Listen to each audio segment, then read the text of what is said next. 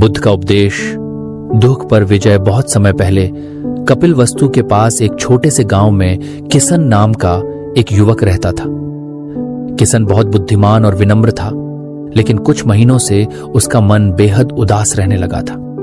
उसे जीवन में कोई आनंद नहीं दिखाई देता था, न उत्साह न मन की शांति। वह दिन भर बस चिंता और दुख में डूबा रहता था। एक दिन निराश होकर किसन ने सोचा, इस दुख से बाहर निकालने का रास्ता शायद केवल तथागत भगवान बुद्ध ही दिखा सकते हैं। और वह तुरंत बुद्ध के आश्रम की खोज में निकल पड़ा।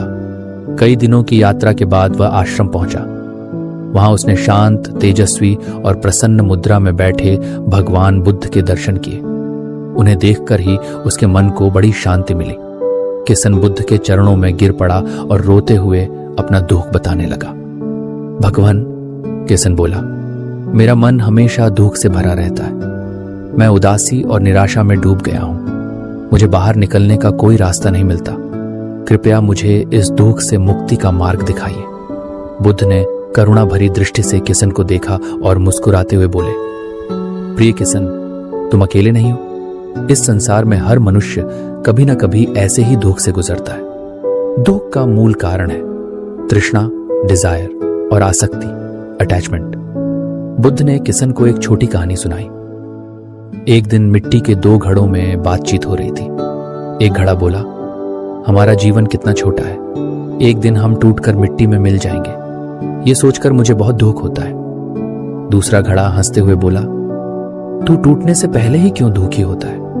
हम मिट्टी से बने हैं और मिट्टी में मिलना हमारा स्वभाव है। जब तक हम हैं, क्यों ना किसी के काम आए, क्यों ना लोगों की सेवा करते हुए खुशी ढूंढे।